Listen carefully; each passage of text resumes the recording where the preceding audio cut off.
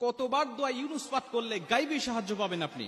আল্লাহ রাসূল সাল্লাল্লাহু আলাইহি ওয়াসাল্লাম তিরমিজি শরীফের বর্ণনা বলেন 3505 নম্বর হাদিস, আল্লাহ রাসূল বলছে যারা দোয়া ইউনুস পাঠ করে আল্লাহ পাকের কাছে কোনো কিছু চায়, আল্লাহ পাকের কাছে সাহায্য প্রার্থনা করে, আল্লাহ রাব্বুল আলামিন সঙ্গে সঙ্গে তাকে সাহায্য নাজিল করে। অনেক মুহাদ্দিস, অনেক মুফাসসির এই আয়াতটাকে, এই দোয়াটাকে দোয়া ইউনুসও বলে থাকেন।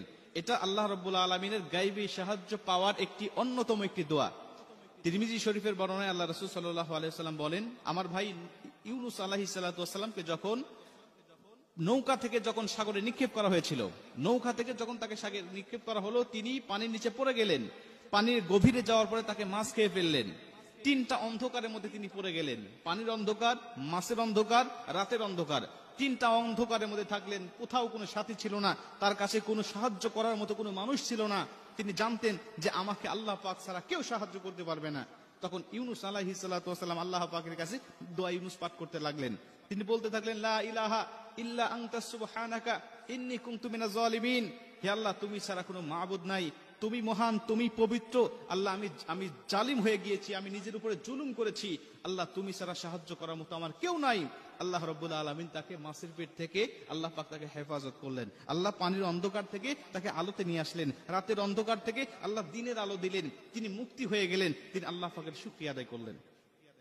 মুসা আলাইহিস সালাতু ওয়াসসালামের জামানায় এমন ঘটনা পাওয়া যায়, এই দোয়ার মাধ্যমে আল্লাহ পাক তাকে অনেক পরিত্রাণ দান করেছেন। আল্লাহ রাসূল সাল্লাল্লাহু আলাইহি ওয়াসাল্লাম বলেন, তুমি যখন এই দোয়াটা পাঠ করে, অর্থাৎ সূরা আম্বিয়ার 87 নম্বর আয়াত, এই লা ইলাহা ইল্লা আনতা সুবহানাকা ইন্নী কুনতু মিনাজ জালিমিন, এই আয়াতটা তুমি পাঠ করে আল্লাহ পাকের কাছে সাহায্য চাইবে, আল্লাহ পাকের উপর অবধারিত হয়ে যায় তোমাকে সাহায্য নাজিল করা।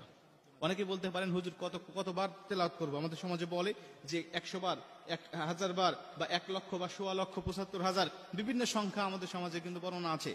কিন্তু আল্লাহ রাসূল সাল্লাল্লাহু আলাইহি ওয়াসাল্লাম বলেন, আমলের সাথে, ইখলাসের সাথে যদি কোনো আমল করা হয়, এটা একাধিক করার প্রয়োজন নয়। আখলিস দীনাকা ইয়াকফিকাল আমালুল কলিল, আমল যদিও অল্প হয় কিন্তু ইখলাস যদি তার ঠিক থাকে, ওমান ইয়াতাওয়াক্কাল আলাল্লাহি ফাহুয়া হাসবু, আল্লাহর উপরে যদি পরিপূর্ণ তাওয়াক্কুল তার থাকে, আল্লাহ রাব্বুল আলামিন অল্প আমলেই তার দোয়াটাকে কবুল করতে পারে।